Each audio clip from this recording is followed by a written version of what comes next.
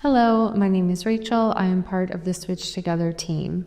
We are happy to offer this Solar 101 webinar where you can learn all about solar installations, battery storage, and the finances of going solar. In this webinar, you will be hearing from our partner, Solar United Neighbors. Solar United Neighbors is a vendor-neutral nonprofit organization that works throughout the U.S. to help people go solar and fight for their energy rights. They are incredibly knowledgeable on solar, and we are happy to be working with them to offer Switch Together. They will walk you through the basics of solar technology and the economics of purchasing a system. In the second half of their presentation, you will also be presented with information that is specific to where you live. Participants in our program will also have access to installer webinars. Those sessions will walk through our program's personal recommendations, including installer presentations. In addition to our webinars, you can access more information about solar panels and our program on our website's blog or our FAQ section. I'll now give the floor to our partners at Solar United Neighbors.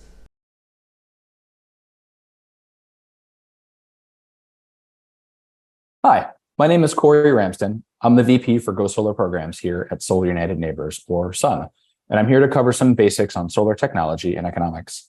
This information will better prepare you to make a decision on how to go solar. At SUN, we're a vendor-neutral 501c3 nonprofit that helps people go solar, join together, and fight for their energy rights.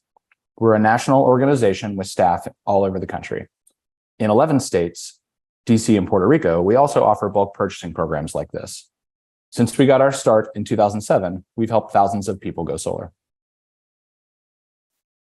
Our story began with something called the Mount Pleasant Solar Co-op in Washington, DC back in 2007. Walter, pictured on the left, is the son of our executive director, Anya Schoolman. He and his friend Diego wanted to go solar.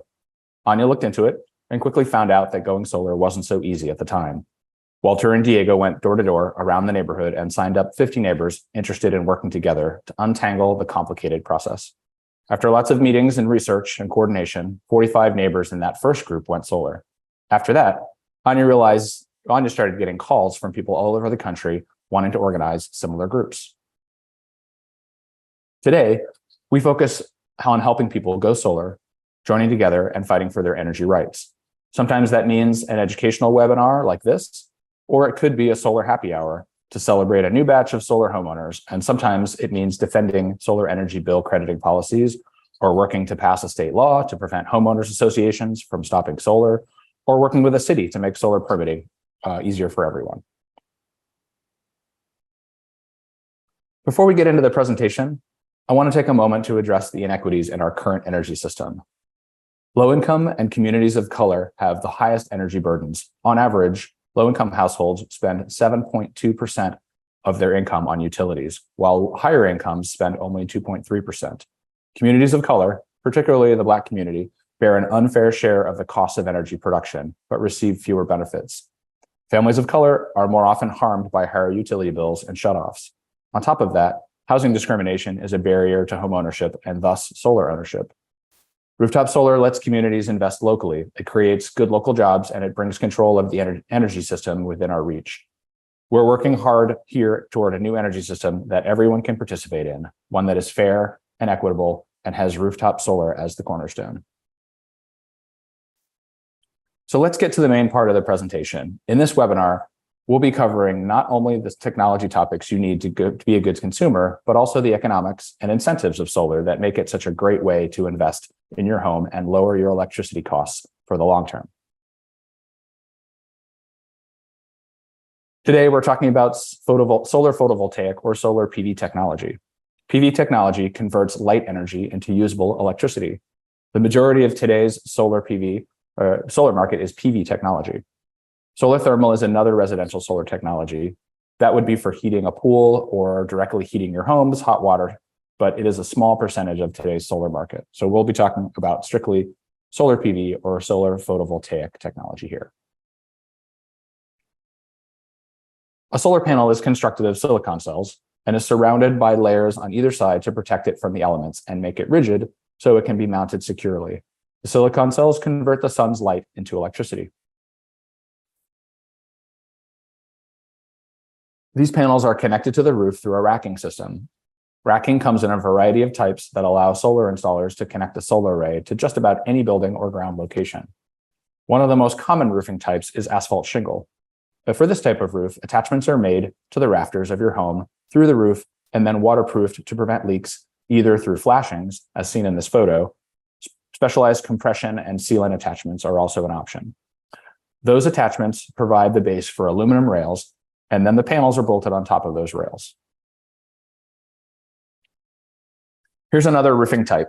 This is a standing seam metal roof that shows the use of clamps to attach to the roof seams and then to the racking that sits on top of it. Fun fact, this is my roof. I live in Washington, D.C., and this system has been on my roof since 2012, generating electricity to cover about 40% of my energy needs. So let's talk a little bit about what makes a good roof for solar. A solar array works best when it has direct sunlight hitting it. As you can see here, there are several factors that make a good roof for solar. Typically, a roof facing east, south, or west with minimal shade and enough space, usually at least 200 square feet, will be best for solar production. You also want to make sure your roof has enough life left on it so you don't have to pay someone a couple $1,000s, usually, to come back and uninstall the solar array, so a roofer can fix or replace your roof and then have a solar installer reinstall the solar afterwards. Generally speaking, your roof should have at least 10 to 15 years of life left on it if you're considering solar. If you have space and your local permitting rules allow it, putting solar on the ground is another great option. The panels can be pointed directly south and benefit from better airflow beneath them to maximize energy production. Ground mount systems cost a little more because of the additional materials and the need for trenching the wires underground back to your home. Not all solar installers offer ground mounts, and they may not be part of this program, so be sure to ask your installer if you're interested in that option. Solar inverters are the brains of the solar array. They convert the electricity coming from the panels into a form that your house can use. They also allow you to see energy production from the solar array and how it performs over time, because inverters report that information to an online monitoring app you can access. There are a few different kinds of inverters. String inverters, on the left, are a single unit that control many panels. Microinverters are smaller and get attached behind each panel to control it individually. And optimizers plus a string inverter are sort of a combination of the two. Your installer will recommend the type they feel is best for your home, depending on things like how much shade there is. Shade can greatly impact how much energy your system will produce. Microinverters and optimizers are often recommended when there is potential for intermittent shade. Your electric panel is where the output of your solar array will go.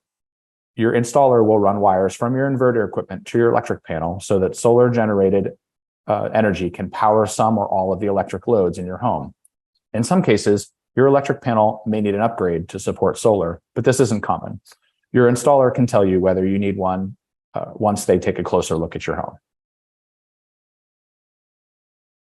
So let's put this all together. You can see here, we put all the components together in one solar array. The panels are on the roof. The wiring comes down into your inverter. Then the wiring goes into your main electric panel. From there, it powers loads in your home. And when you are making more than you need, that energy goes back out onto the grid to power other things nearby in your area. We'll discuss more about excess electricity production later in the webinar. Let's make sure we're on the same page with some terms we'll be using. First, a kilowatt is a measure of power capacity. That's the output rating of your solar panels and the solar array as a whole. A kilowatt hour, on the other hand, is energy and is what your array will produce over time. This is also what you pay for on your utility bill. Average systems can range from 6 or 7 kilowatts, but sometimes might be as small as 3 or as big as 15 kilowatts or more.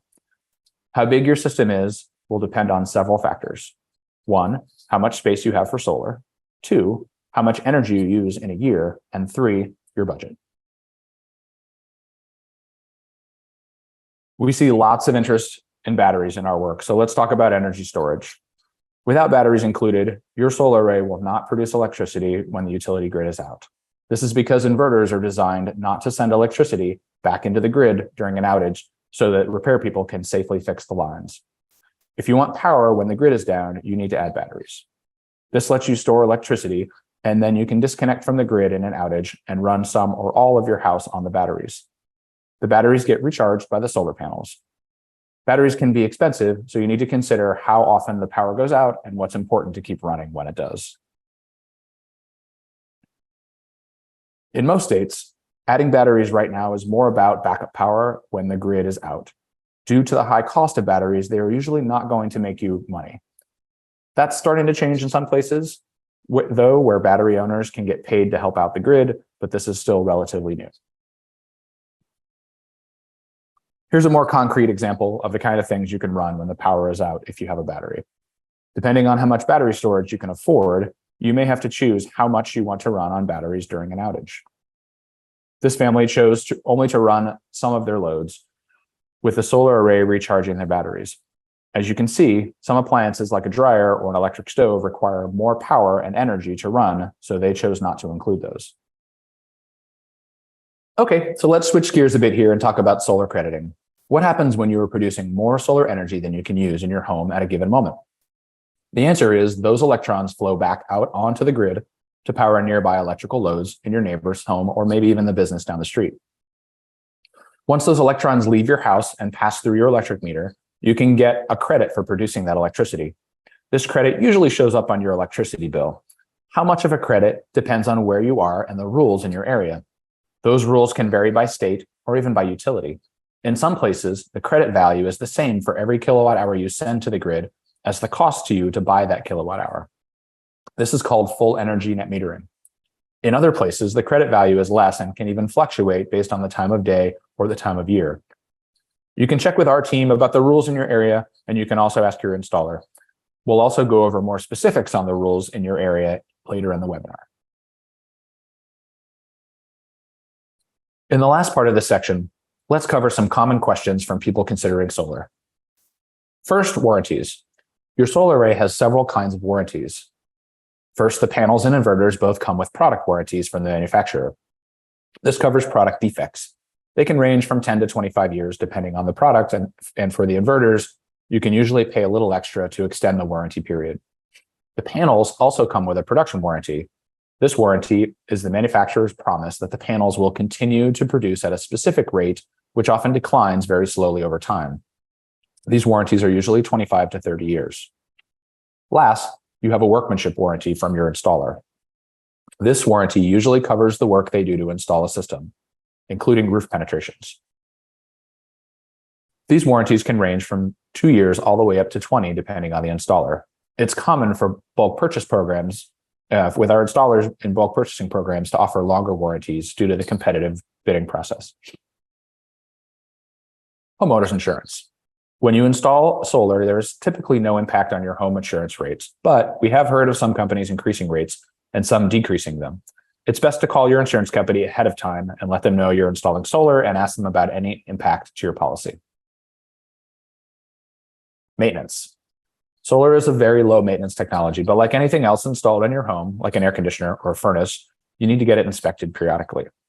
We typically recommend having someone come take a look and do a visual inspection every 3 to 5 years. This is also a good time to get your panels cleaned if you live somewhere where dirt and dust tend to accumulate.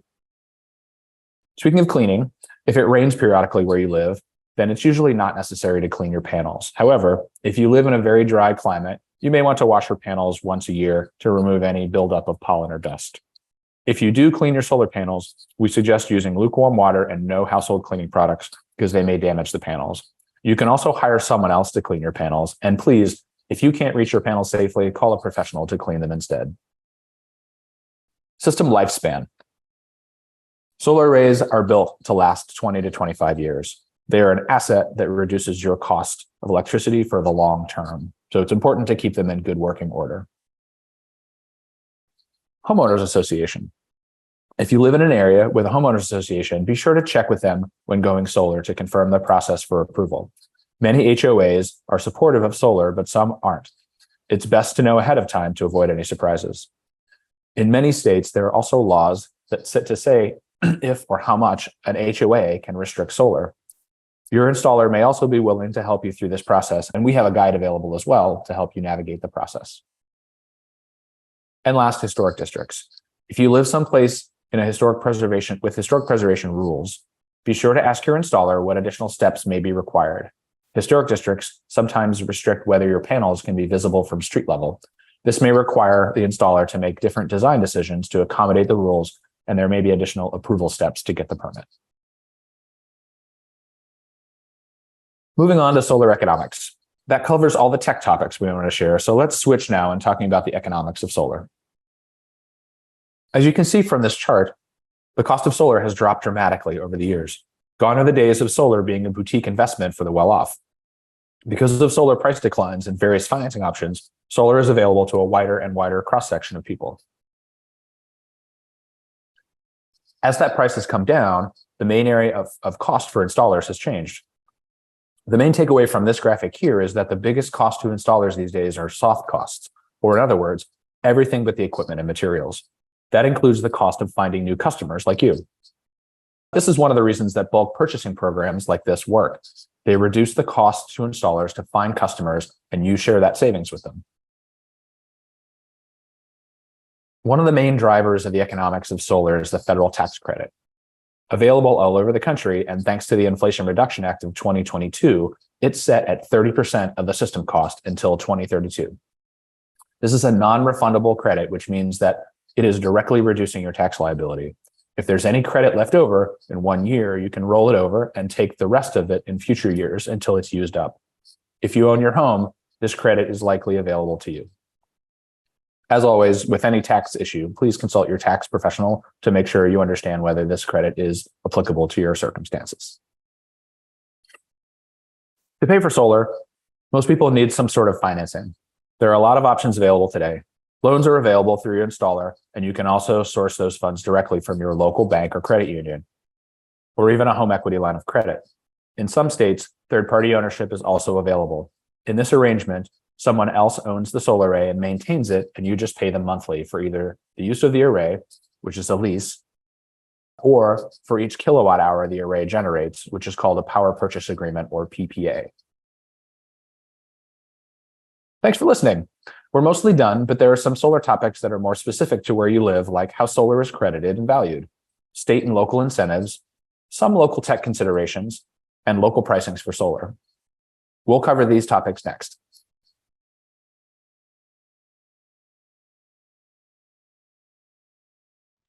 Hi, welcome to part 3 of our series. This is on local topics for Ohio. I'm Mariah Williams, the Ohio Program Director, and I will be walking you through this section.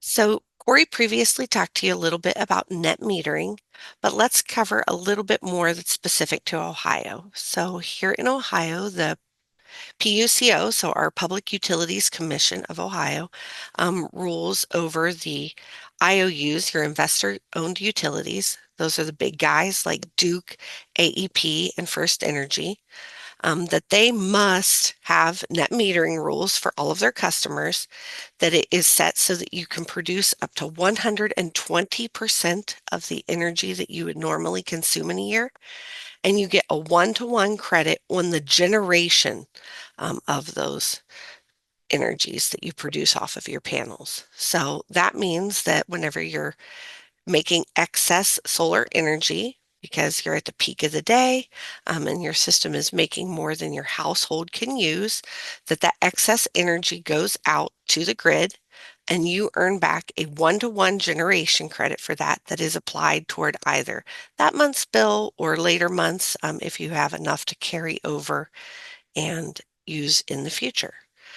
So this is the same net metering that we went over previously in this presentation, where your solar puts it out to the grid and you earn the credits, but ours is just a little bit different, that it's 1-to-1 on the generation side of things only.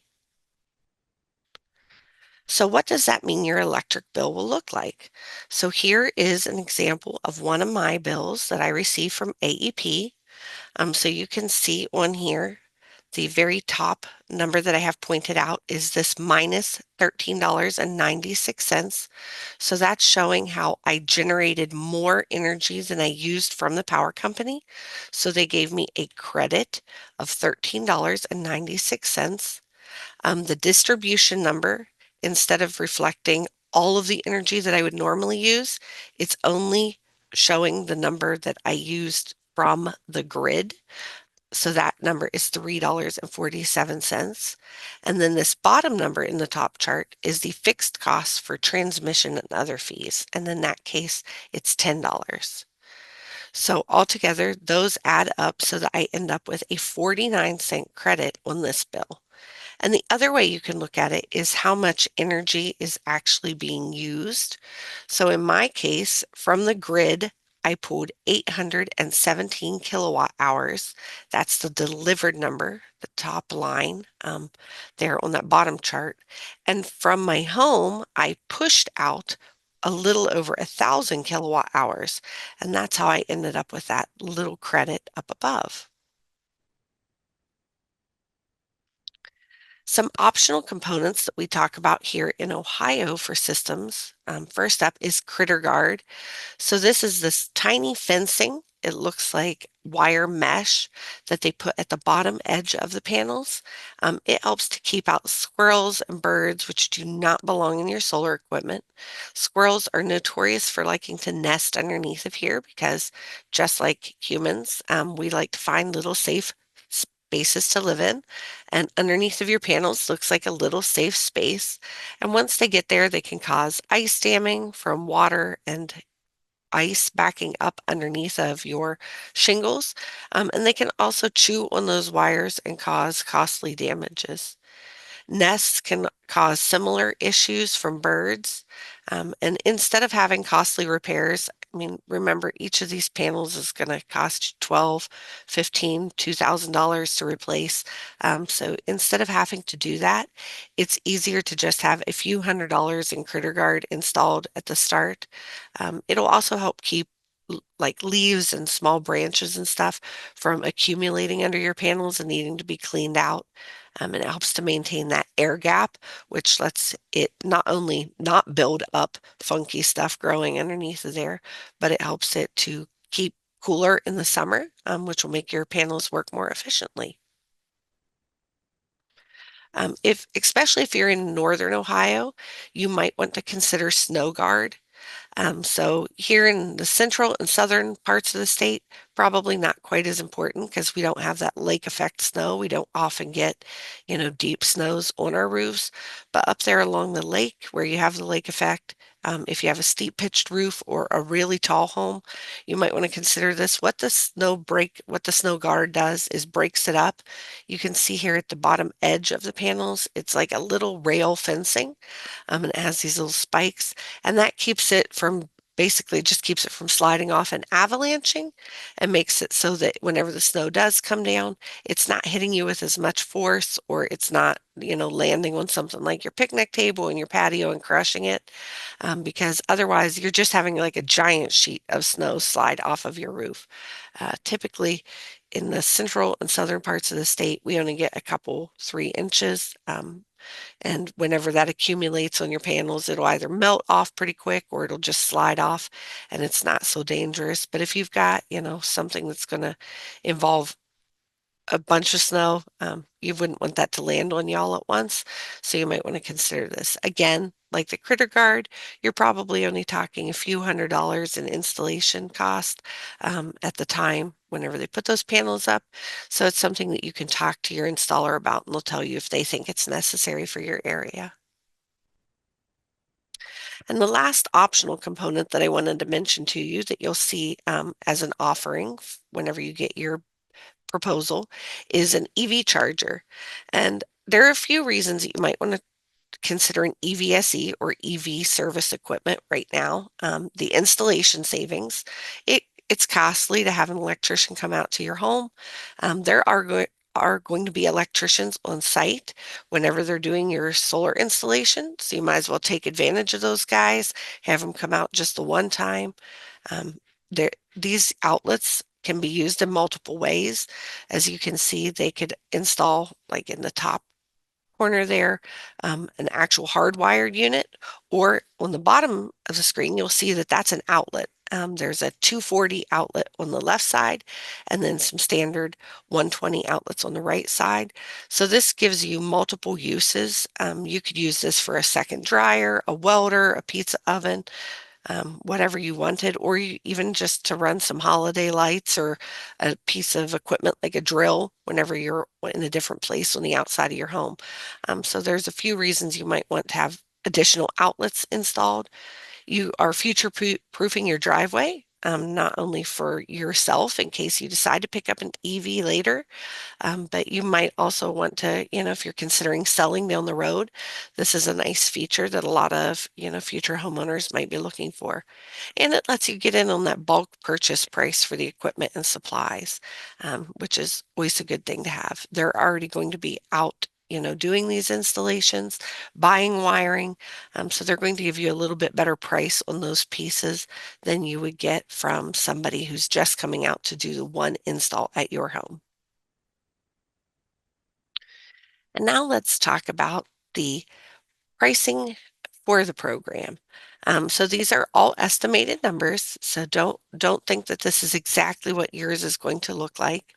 But we're taking a guess that the Sun program pricing here in Ohio for this round of Solar Switch is going to come in right around $2.60 a watt, which would put in a 5 kilowatt system. That's a fairly average system size for a smaller system here in Ohio, at $13,000. The federal tax credit right now in 2025 is 30%. So that would make you have an estimated savings of $3,900 on that system. So if you applied that money to the total cost of your system, you would end up with a net cost of $9,100. We estimate that on your first year of electric bills, you would be saving about $851. So then over 10 years, we think that there'd be a slight increase in your rates. So we figured it up at $9,102 of electricity savings. Your system is estimated to last about 25 years. So we would put you into the ballpark of saving $25,547 on your electricity bills over the lifetime of a system, which would mean that overall, by the time you paid for your system, then you would end up saving about $16,447 by having solar versus not having it if you had that 5 kilowatt system. If you needed a slightly larger system, whenever they right size it and help you determine what you need for your home, let's say that you ended up with a 10 kilowatt system. Again, that average pricing coming in at about $2.60 a watt. You'd be looking at putting about $26,000 in solar on your roof, which would get you an estimated federal tax credit of $7,800. That would give you the net cost of your system coming in at $18,200. That first year with a 10 kilowatt system, we estimate that you would save about $1,702, with your estimated 10-year electric savings coming in at $18,205. And then over the lifetime, 25 years of the system, that you would save about $51,094. On the 10 kilowatt system, your estimated net savings total would be $32,894. Now remember, there might be other production incentives available. There might be other savings that you could take. You may not be eligible for the federal tax credit the same way as somebody else if you don't have the correct tax liability. So you'll want to do some consulting with like your tax advisor and look over your personal, situation. But these are ballpark numbers that we like to provide so that you can have a good base for what we think the program pricing would come in like. And then I'd like to thank you for spending time with us today. My name is Mariah Williams, and I am the Ohio Program Director. But if you're wanting to reach out to the Ohio team to ask some specific questions, you can reach us at ohteam@solarunitedneighbors.org. Thank you so much.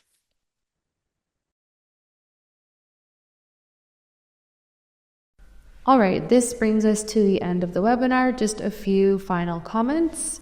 If you're interested in participating in our program, you can take a free roof test on our website to see if your home is suitable for solar. It's completely free to participate, and there's no obligation to accept if you register. Lastly, a survey about our webinar will pop up on your screen. If you have a moment, we would appreciate your feedback so that we can continue to improve these sessions. That is everything. Thank you for attending. We hope you found this useful. If you have any questions, please visit our website or contact our help desk at solar@switchtogether.com.